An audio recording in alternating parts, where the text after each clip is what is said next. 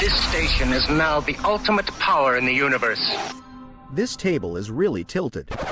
Excuse me? Am I gonna get a chance to speak? Maybe I should take that back. Denied. Damn, son, where'd you find this? Take a giant step for mankind.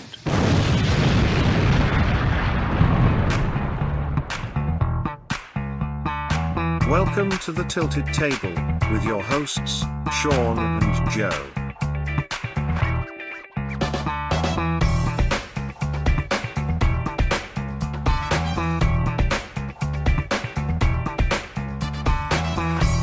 I should put his ass to work, right? Sounds like a wrestling tag team name. The Roombas. The Roombas. Folks, welcome to the Tilted Table, the internet's answer to a question that no one asked. I am Sean Landon Clark. And I am Joey Joe, the Fracky Mac.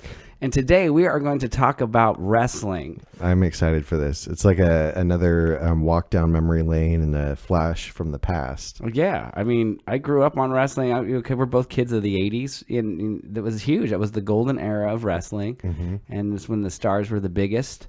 And it still was, I think there was at least some question about whether it was real or not, but most people were, at least they were able to disguise. And a lot of people still believe that wrestling was very real. Right. So it had a certain kind of cachet to it. I think when you think about like boxing and other fighting sports, wrestling, because it was obviously choreographed or scripted, whatever you want to call it, it was, but people still believe, especially young people, kids had no clue that this wasn't real, and these were larger than life warriors and all these characters. It was an amazing time to watch wrestling, especially when you were a kid. As an adult, I'm sure my parents were looking at it going like, okay, whatever, it's bullshit. But as kids, it was awesome. Oh, I'd say my very first wrestling memory was probably 1985. Do you remember as a kid, like at school, they'd have the Scholastic book fairs? Yeah. So my prized possession when I was 6 years old was because before WW is WWF. Yeah, WWF. So I had a WWF book from the Scholastic Fair that was all about the WWF wrestlers. Oh, yeah. And these were like the first gen wrestlers, like Captain Lou Albino, Jimmy Superfly Snuka. Yeah. Rowdy Piper. Yes, one of the greatest. Yes, and he was like a fairly brand new wrestler, like compared to the other wrestlers in this book. And at 6 years old, I took that little book with me everywhere, and it was like, if you were going to go spend the week at grandma's house and you could only take one thing, I'm bringing the wrestling book. Oh, awesome. Yeah, my first exposure to wrestling is a little bit earlier than that. I was living in Michigan, and my dad took me to a wrestling match at some place. I have no idea. I must have been 5 or 6 years old. This would have been like 1981-ish. And Andre the Giant was fighting. So this wasn't WWF. I don't think it was. Okay. But I learned as I got older that a lot of these wrestlers, there were multiple promotions, and they would be in one promotion. It could be a WWF, and then they would go to a different promotion and come back, and they would bounce around. And he was wrestling some guy, a guy who was a hell of a lot smaller than Andre. And I remember everybody's smaller than Andre. The whole world was smaller than Andre the Giant. And so the only thing I can remember, again, I was really, really young. I think my dad took me to it because I think he's like, kids will enjoy this, right? And it was probably pretty cheap. And so Andre the Giant's fighting this guy. And the guy, just the only thing I remember, the guy at some point in the match picks up, the chair, the steel chair, and hits Andre in the back, and it doesn't faze him at all. Did it bend the chair? I don't recall. I don't think it bent the chair, but he hits him, and Andre turns around and grabs the chair, pulls it out of his hand, and throws it to the side. Grabs this guy by the throat and just lifts him up off the ground. And I remember the kid going like, holy shit, this is the greatest thing I've ever seen. I was hooked after that. I was a big wrestling fan as a kid.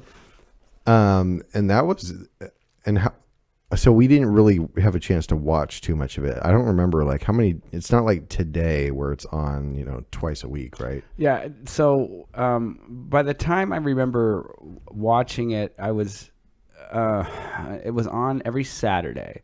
That's right. And the format, actually, I think, I don't know. I'm certainly not, Vince McMahon, so don't listen to me about how to run a wrestling promotion. But The way it was structured was every Saturday they would have, it was an hour long, broadcast, and it was in the afternoon, and they would have stars fighting what they call jobbers. These were these sort of no name, they're not stars.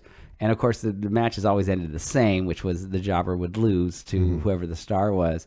And so you didn't see big names fight each other. That was reserved for like the Saturday night's main event. I don't know if you recall Saturday I do remember that. Yeah. Yeah, that's the only time that, we would see, the stars fight each other. And of course there was WrestleMania. That's when you would see those matches. It wasn't until long after I stopped watching wrestling that it became the jobbers kind of got pushed out. Like there weren't these no names anymore. There was, I guess the Monday Night Raws or whatever, and it was always stars fighting stars. But there was some, I don't know if it made it better, because you would not see like a Hulk Hogan fight a Rowdy Roddy Piper, not until there was some, build up, right? There was always, some build up over weeks and weeks and weeks and weeks. And then eventually there'd be a main event attraction. And then that's when they would fight. And those were super exciting, because finally all that shit talking, whatever, finally culminates into, the actual fight between the two people. Yeah. So it was once a week. So, and around that time, who were your favorite wrestlers? Okay. So this it's so cliche. My favorite wrestler, and as much as I try to look back and think that how much I liked other wrestlers, Hulk Hogan was clearly my favorite wrestler. I was a big Hulk. I guess I was a Hulkamaniac. I guess I would have to say I was. Did you have the shirt? No, I didn't. Or the headband? I didn't have any of that stuff. Oddly enough, as much as I liked wrestling, I don't think I ever owned any kind of memorabilia. I didn't own any of the action figures or the T-shirts. I didn't have any of that stuff. And now that I watch like some stuff on YouTube about wrestling, and you kind of go back and people cover wrestling, the history of wrestling.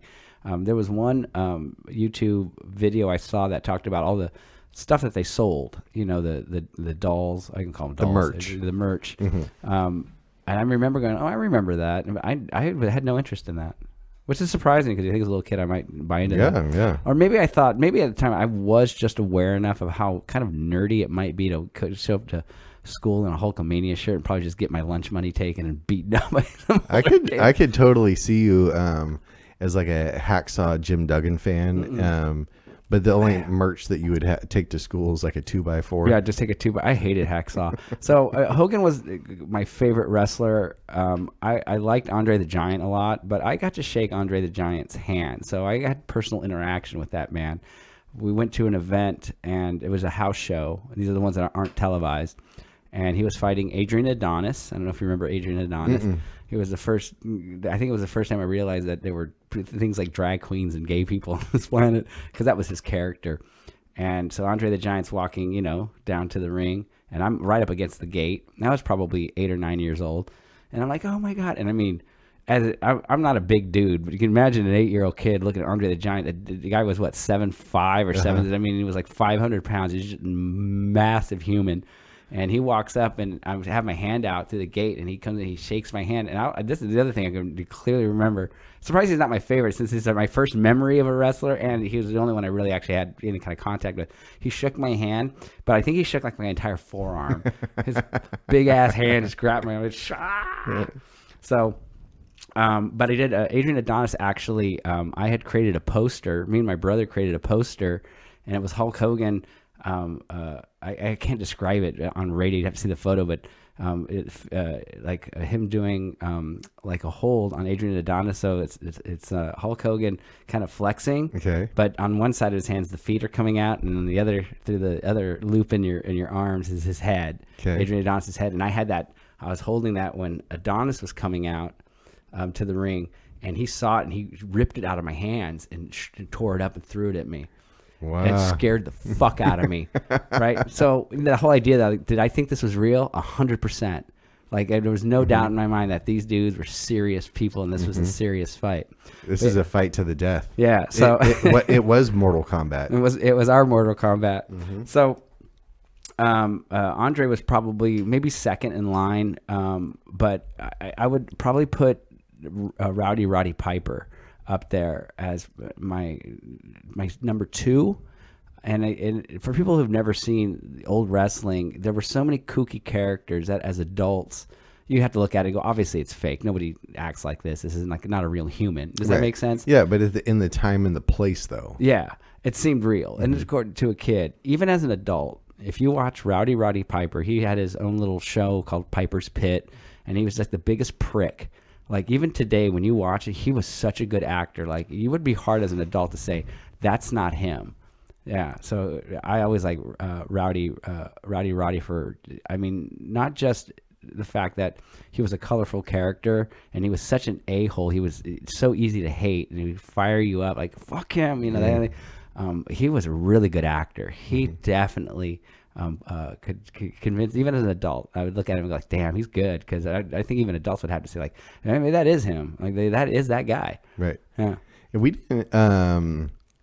You know, growing up as a kid, my parents, I wouldn't say we weren't allowed to watch wrestling, but like for the Saturday afternoon deal, we were always doing something. So we were never like around the television. Okay.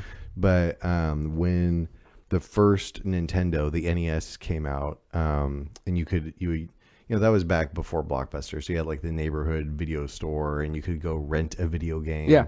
And so my parents would let us like rent a video game, you know, for the weekend. And I would usually do the wrestling one. Oh, okay. Yeah. And so it's kind of funny. Like I didn't watch wrestling, but my interaction with wrestling came through, you know, Saturday morning cartoons as a kid, wrestling advertisements, or playing the WWF wrestling game on the Nintendo. Oh, okay. Well, who are your favorite wrestlers? So during that time period, well, the early from my wrestling book that I would take with me everywhere was Jimmy Superfly Snuka. I thought that guy was amazing, flying out of the rafters. Yeah. I got an autograph from his then wife. His then wife? Yeah, she was in the audience of an event I went to. Do you still have the ex-wife signature? I don't. They might still be married. I say current from back then because they could have been, you know, they could be divorced. But what the fuck do I know about it? No. Wait. It wasn't Jimmy Superfly. He ended up getting in trouble for murdering someone. Murdered. Right. Okay. No. It wasn't Jimmy. It was Tito Santana. Okay. So it was Tito Santana's wife. Yeah. Okay. So during that old school, what I would call the old school wrestling period, at least for me, Ultimate Warrior. Oh God, yeah. Was probably. You're going to mention somebody that I think actually I would put above Andre. I didn't mention him, but go ahead. You're going to say his name. Yeah, Macho Man. Yeah, it's got to be Randy Macho Man Savage. Yes, I do want to step into a Slim Jim. He did the greatest promotions. Not promotions. What do they call those little promos? Promos. Yeah.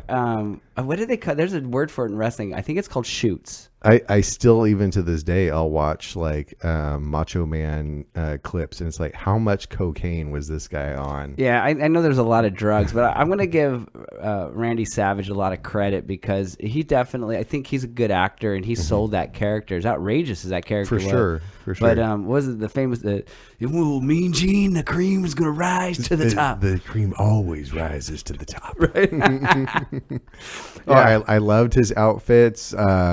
You know, like all of the fringe and Miss Elizabeth, and like all of the pageantry and the drama, and Macho Man was definitely one of my favorites. Yeah, I would actually put him above Andre. I mean, I love Andre the Giant, but Andre the Giant wasn't a character really. I mean, he was from France. You know, I don't think his English was all that great. I mean, it was fine, but he never had like a shtick. He's just the biggest unstoppable. They called him the eighth wonder of the world or whatever it was. Right. And I think at the time when I was a kid, they marketed him as being undefeated. Like no one had ever defeated Andre the Giant, which wasn't true. It's the same when in WrestleMania 3 when Hulk Hogan body slammed Andre, but no one had ever body slammed Andre the Giant. And I watch these videos now. It's like, no, a bunch of people had body slammed him before, but it was done in different areas and promotions. And I guess with no internet, no one's gonna know. No one knew. Yeah. So definitely. I would put Randy above Andre. I loved Randy Savage, and I almost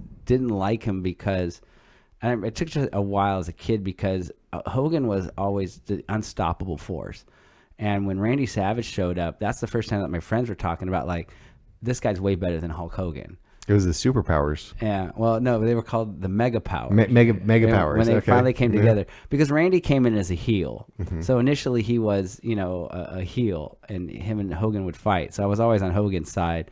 But it was hard to deny just the character of the Macho Man. Yeah. And so it's just like, yeah, I mean, it's in hindsight, he was fucking great, man. Yeah. Well, and so then like I guess for me, hitting the fast forward button. So now I'm in college, and that's right when like WCW started to become a thing. Yeah. So I was long gone by then. I didn't watch any of that stuff. So there was a huge gap. So through high school and all that, like I didn't watch any wrestling. I wasn't oblivious to who the characters even would be.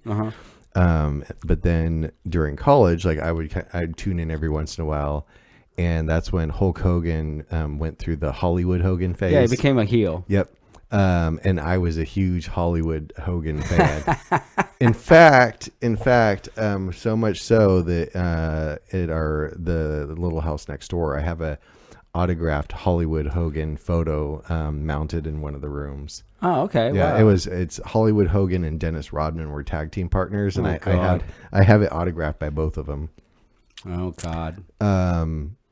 So that was, I'd say, in as long as wrestling's been around and going through phases of our life, like the early phase, the middle phase, that I really enjoyed watching WCW during that period. Yeah, the only like post 80s into the 90s into the 2000s that I ever paid attention to was when The Rock started gaining a lot of ground. And I remember watching his promos or his shoots, whatever you want to call them. And I was just like, this dude is the greatest wrestler to ever live, just based on that. He was such a character. And, that was with the Attitude Era. The Attitude Era. I thought his promos were really good, but I also had a friend that had children at this point, and they were at that age where they were getting into wrestling. So I'd go to his house on Friday nights, barbecue or whatever, and hang out and drink beer and shoot the shit. And his kids would be watching wrestling, and he was getting into it. And he was getting into it because his kids were into it. And so The Rock was super, super popular. So that's where I was getting exposed to that era of wrestling. And I was just like, when he would come on camera and do his jabroni shtick, and that was hilarious. I'm like, this dude's great. I love this guy. Well, then I would say I completely fell out of the wrestling thing altogether until about 2008. And I don't know why I started watching it again.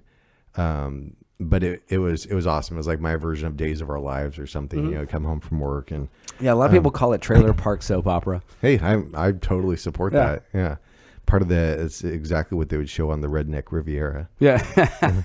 But one of the best days of my life was my birthday in 2008. And Cookie got for my birthday, she got ringside tickets to a non-televised event. It's Save Center. Yeah, house show. And I want to say we were on the third row back. And, wow. And there was 8 of us.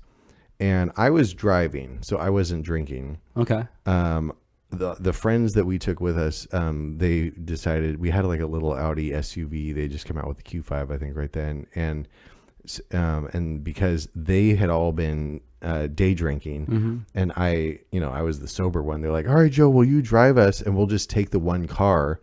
And it's only 2 stoplights from our house. Okay. But there were 7 of us, and the car only seats 5, so we stuck 6 people in the car, and we stuffed one of them in the back hatch of the car. Oh my god, so dangerous to do that. Well, I wouldn't do it now, right? But it was funny because I gave my buddy Josh he showed up in a glitter mullet wig and a WWE championship belt, and he had been drinking for like 6 hours, so he became the character. Oh yeah. So one of the, I won't bore you with all the details, but as we're sitting there, all 8 of us, and I don't want to, keep pushing the point. I'm the sober one because I think it let me enjoy the moment and the madness around me. Oh yeah. As all of my buddies are talking trash to the wrestlers in the ring. Oh yeah. But not in a mean way, in a way that was so funny that literally in the middle of one of the fights, both of the wrestlers just stopped and bent over laughing because we were heckling them so badly, and they thought it was absolutely hilarious, to where they stop in the middle of the fight, can't stop laughing, and then just turned around, and both of the wrestlers like bowed to the 8 of us, from the ring, and then, oh wow, and that's then cool. Kept on going. I thought that was really cool. That's awesome. And my buddy Josh, he's full on in character. He's just slamming Coors Light after Coors Light. He has this lady woman, whatever, sitting next to him, and he's telling her that he works on the oil rigs down outside of Bakersfield, and he spends all of his money on wrestling tickets and taking care of his hair. This glitter mullet wig that he's wearing, and he keeps referring to himself in the third person and that he's trying to go pro as a wrestler. And she's biting it hook, line, and sinker. So how much did she have to drink? I don't know, man. So not only am I having a great time, I'm laughing at all of the shenanigans for my buddies. I'm watching this crazy wrestling thing. I got Josh sitting next to me, like pretending he's a wrestler in the making, in between working on oil rigs in Bakersfield. It was a great moment. So wrestling has a very soft spot in my heart. Ladies and gentlemen, may I have your attention, please? Leave a like on the video. I know you're enjoying this. Can you shut up? The internet's answer to a question that was never asked. The Tilted Table with Sean and Joe. I definitely think that it's its own little world, and you get that kind of just insanity is happening all around you, and those just wild experiences. There's something about wrestling that is so manufactured and so over the top, but yet at the same time it still carries this air of being a sport, because there's people and I know it's scripted, but there's no joke. They're getting hit and they're getting slammed around. It's the reason why wrestlers don't live super long. Oh, for sure. So then so that was 2008. I'd say by 2010, now I'm really, really into it. Like I'm watching, me and Cookie, we're watching Raw, we're watching SmackDown. And not just like we're letting episodes stack up. I mean, like every day we're in it, we're watching. And I had a friend at the time, John.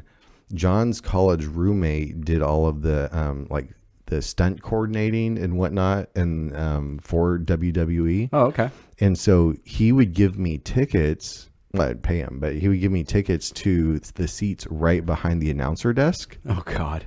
So like I have some great pictures of like me and buddies like sitting right behind Booker T. Oh, cool. And one of the times, and these are televised events, one of the times dude got thrown out of the ring on top of the announcer's desk where they had those little TVs that are inside of the table. Yeah. And those are real TVs. Yeah. I was sitting there and I'm watching it, and they like literally shut down.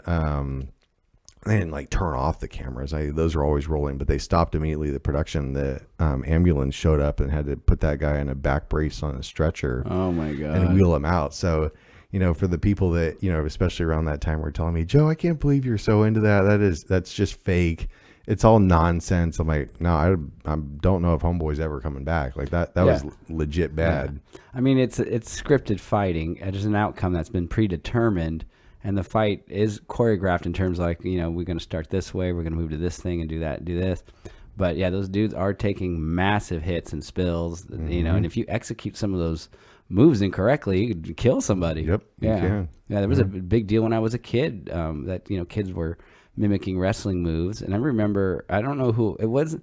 I don't think it was Vince McMahon. It was somebody else that had put out like a PSA before the weekly show saying, don't do this stuff at home. That could seriously hurt yourself if you're not a trained wrestler. You don't know how to do this. At the time, that made it seem more legit. Like, wow, these guys are really skilled fighters. But what they were really telling us is it's not real. But if you actually perform these moves in a real fashion, you'll kill somebody. You can't pile drive somebody and think that you're going to get up and walk away from this. Did you and your brother we did actually. I hurt myself one time. I can't remember if somebody tried to do a pile driver on me. We had a mattress. We wouldn't do it on the ground, but somebody executed a pile driver on me, and it fucked up. I hit my head pretty hard. So my mother was not happy about that. That was banned. Any kind of doing any kind of wrestling shit in the house, no way. I think it was probably the only time I ever had my mother, clamp down on something and say, like, I don't know if I want you watching this shit anymore. But, I was old enough, I think, and I was like, oh, well, I'm not going to do that anymore. But it brings me to something I wanted to ask you. You're kind of sporadic when you were watching. It seemed like you got into it at an older age. When did you find out that wrestling wasn't real? Did you? I don't know how to quantify it because you didn't watch it as a kid. I remember. I remember this specific time, specific event that I said, "Oh, this isn't real. I think I always knew from the beginning it wasn't real. Okay, so you didn't have that moment. Yeah, I didn't have the Santa Claus moment. Yep. Santa, oh shit. What do you mean Santa Claus isn't real? Yeah, no, I knew even, as a 6-year-old, like it's not, it's a sport. I knew it was a sport and it was funny, it was entertaining, but yeah, I knew it wasn't real. Yeah, so when there was a hot debate amongst fourth graders, at my elementary school about whether it was real or not. And it sounded, I'm sure, a lot like Santa Claus, right? Where people are like, no, Santa's real. No, it's not real. So yeah, I remember having these fights because I believed it was real up until there were two wrestlers, and I can't remember who they were. I want to say one of them was Hacksaw Jim Duggan, and I don't know who the other one was. I might be wrong about Hacksaw, but the wrestlers aren't important. So obviously they choreograph these storylines where, two guys start kind of getting into it, and it builds up to a match, right? Well, these two guys were bitter enemies, and it came out in the news that they were pulled over by the police, and they had cocaine on them, and they were partying together, and it even came out in the paper where it was like, why are these two guys hanging out? They hate each other. They're bitter enemies. And that was when I realized, because I've been told by older people, teenagers or whatever, and adults, this isn't real. And I'm like, no, it's real. What are you talking about? Right. And that's when I realized, I'm like, oh, you know what? And I was at that age. I was probably like maybe 10, 11-ish, where it was like, I'm getting to an age where I probably knew it wasn't real, but I hadn't quite accepted that reality yet. And then that sealed the reality when I was like, yeah, it's not real. These people work for the same company. And when they leave the ring, they go backstage, they're hanging out together, and it's just it's a show. It's entertainment. It's kind of funny, and I earlier made a reference to Days of Our Lives, and I've never, my mom watched soap operas back in the 80s, and I've heard where you can stop watching for a while and say like 2 years later you watch a couple episodes and you're like, oh, I'm right back in it. Right, yeah. I'm picking up right where I left off. That was kind of like wrestling for around that 2010, 2012 period. Yeah. Because then we did a big house remodel where we took out the TV, the cable TV box, like everything had to go. And then, it took about a year to get through that process. And then when we basically, quote, moved back in, we didn't get back into it. So it was like hot and heavy, had all the T-shirts, had the John Cena wristbands, and going to the events and making cardboard signs and all that kind of stuff, to then just nothing, just done. Yeah. So I mean, even now, like WrestleMania will come on and I'll be like, oh, cool, we should totally get pay-per-view. I mean, it's fun, it's nostalgic, it's entertaining. I have no idea who these people are now, but it's still fun to watch. Yeah, I lost all track of it. There was no way as an adult that I would get back into wrestling. I didn't find, I guess when you're a kid, and I think this goes back to how it was designed in the 80s, which were these sort of larger than life characters. I'm going to use the Ultimate Warrior as a good example. I mean, if you look at that dude in his prime, that dude was so jacked. And it's like, no one looked like this. These were like, freaks of nature. Well, they're like real life, like superheroes. No one looks like this, and so I think as that was sort of the draw to it, like these sort of mythical warriors, like, that's the strongest man on the planet kind of thing. Like, this guy could kill anybody. Right. He's not even human. And as you get older and realize that, it's not the case. That's, I think, why I couldn't get back into it, because none of these characters or wrestlers, they didn't give that to me anymore. Like, and it's not that it's choreographed or not real, just none of it. It's just a steroided out, freakazoid guy in a ring, choreographing a match. So as an adult, there was no way I would ever get back into it. Well, so the funny thing now, as an adult, and with all the, the recent election and, watching a lot, as I talked about in the other podcast, I listen to a lot of podcasts. And so one of the funny things about this last election cycle was watching the Undertaker's podcast and interviewing Trump. Oh God. And then I was watching, I think it was on Gutfeld, where remember Kane? Yeah, I remember Kane. Yeah, and now he's the mayor of a small town in Tennessee. Yeah, that's right. He's and I've seen him on Fox News a couple times. Yeah. And so it's and then Hogan's at the RNC, and so it's kind of funny, now, like, watching some of these political things, and it's like, here's all the childhood heroes, right, and the people that I loved watching, on Friday night, and now I'm listening to like what they think about tax policy. Yeah, it's interesting because I think that also destroys a little bit of that mythical warrior kind of thing, because at the end of the day, it's when you see them out and, on those kinds of stages, it's like, oh, this is like a real person, right? So you look at something like Warrior, and again, if you didn't watch... Oh, and you just said it correctly. You just referred to him only as Warrior. Right. Yeah, that's the proper... Is that the proper way to do it? Proper nomenclature. Yeah, I think when he came out, I was already kind of moving out of wrestling. I stopped watching wrestling, actually. It was mostly after WrestleMania 3. So Hogan slams Andre. I was thinking, I think it was in the 7th or 8th grade. And at that point, I knew it wasn't real, and I just kind of lost interest. So Warrior was, I think, around 85, 86. So I caught the first wave of him. And I remember watching him when he would do his promos. And I don't like his promos. He was just so unrealistically not human. Yeah. And it was so stupid. And I think I was getting to a point where it was like, this is just dumb. To me, at that point, I was just like, oh, okay, whatever, this guy. And so when you see them, now when you see him on, talking about, regular, like Kane in particular, because I don't think Kane's character really talked a whole lot. And Undertaker didn't talk at all. Yeah, and now they're just sitting there just having a regular conversation. Like, oh, so human. So human, right? Oh, and they're in, and all, at least the people that I just rattled off, they're super intelligent and very articulate. I really enjoyed listening to them. Yeah. It's just funny to think that, oh wait, that's Undertaker, but his real name is, I forget offhand, but X. Yeah, right. Yeah. So, I mean, I think that's kind of cool that, I think wrestling, because of the internet, obviously, I don't even think little kids think it's real. That has been kind of stripped away. And I think that's another layer of wrestling that kind of ruined it for me, was that that there was a hot debate amongst a lot of people that is it real? Is it not real? And we talked earlier about the John Stossel interview where Stossel's an old investigative journalist, and he went in to try to figure out whether it was real. I think he was trying to say it wasn't. And was it Diamond Dallas Page? I think so. Yeah, so he confronts a wrestler, and I would say this is like 85, 86-ish, and, really puts his, ass to the fire about it being fake. And Diamond Dallas laid the smack down, knocked his ass on the ground, like legitimately hit him. He was like, "That feel fake to you?" Like that kind of shit.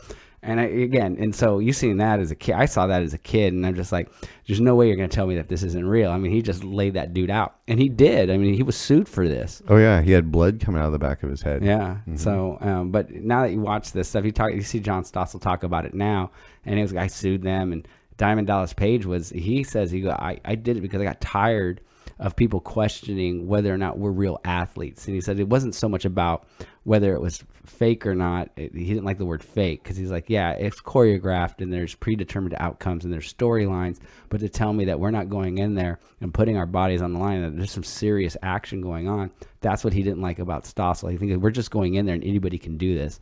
It takes years and years of training to be able to do this. And he felt insulted. So that's why he did it. It wasn't so much about whether it was scripted or not. It was just the way that Stossel was saying, it's fake, you're fake. And I'll show him fake. We'll lay his ass out. Yeah. That was a massive concussion.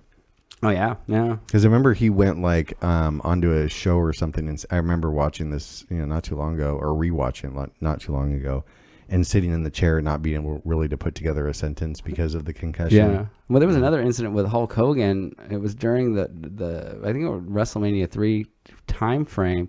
He went on Richard Belzer's talk show, and that whole thing came up about, whether it's fake or not. And Hogan put him in a sleeper hold as a demonstration. Oh, yeah, I saw that. And choked him out. Yeah. And Belzer ended up suing him for it. And Hogan, I know he's got a bad reputation of being a piece of shit, but he always portrayed himself as being the ultimate good guy. Say your prayers, take your vitamins. What that meant was to do steroids. So he had a bad reputation off camera, and but when he did that, he claimed that I was just an accident. I was showing him a hold. But part of me thinks that he probably got tired of the same kind of shit that Diamond Dallas got tired of. And I'm going to put this dude in a sleeper hold. And he claims it was an accident. I question whether or not it was an accident. He claims it was. And I've watched the clip a couple of times, and I'm thinking to myself, you're a professional wrestler and you're putting this move on him. You got to know when it's too much. I mean, that's what you do for a living. Right. You know, some of these holds actually will hurt you if they're not done correctly, or if you actually legitimately do that move and not, you know, do some little bit of, I guess, sleight of hand trickery to make it look like it went down, but it really didn't do that move. One of them is the figure 4 leg lock. And that was, I can't remember whose finishing move that was, but it was this new move. It's like the camel clutch. Yeah, you know, you put somebody into that, it fuck them up. Mm-hmm. The whole point is that you know when not to let it go or to reduce the pressure on it or whatever. And so for Hogan to say that, oh, it was just an accident, like, I don't believe you. You put people in sleeper holds all the fucking time. You don't, you know, put them out in the ring. So you got this random dude that you're going to put in a sleeper hold and tell me like, oh, well, I guess I went too far. Like, come on, man. You know when to pull these things back. Don't act like you don't know. I liked Hollywood Hogan.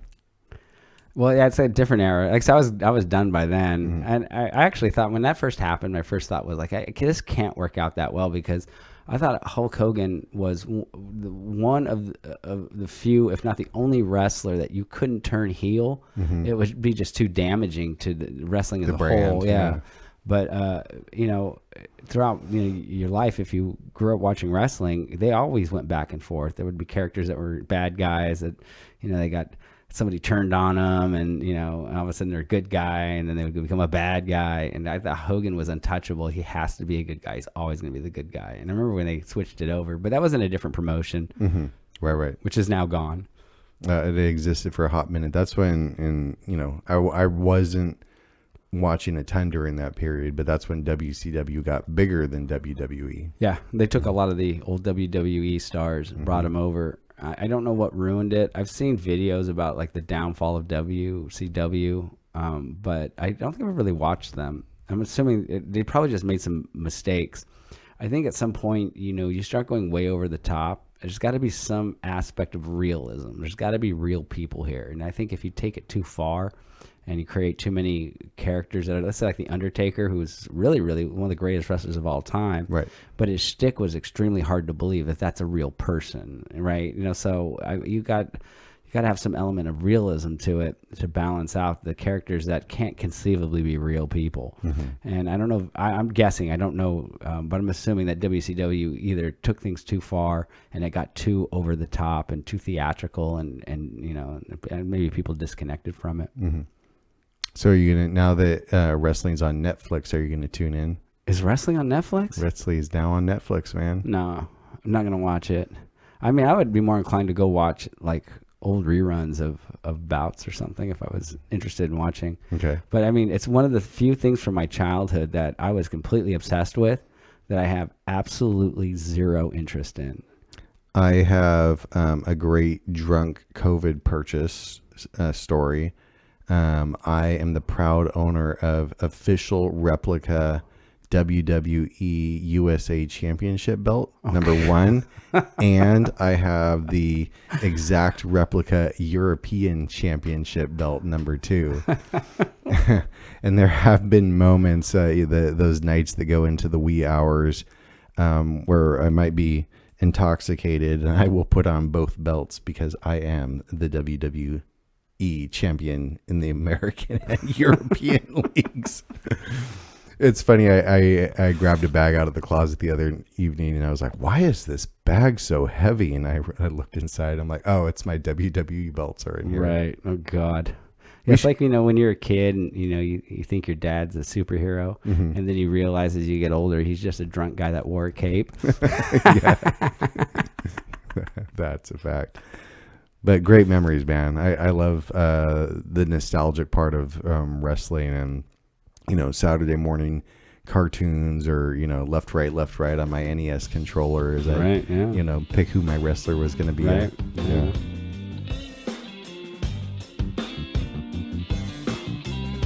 I have an important announcement for you, so stay tuned. Yo, that's some next level shit, bruh. So you got me. Big deal. The internet's answer to a question no one asked. The Tilted Table with Sean and Joe. Folks, thank you for tuning into another episode of The Tilted Table. the internet's answer to a question that no one asked. I'm Sean Landon Clark. And I am Joey Joe, the Fracky Mac. And I'm going to go and do a suplex on Joe. Oh, dude, we should get like one of those old wrestling mats out in the garage and like practice a move. I'll jump off the high side of your Acura Integra.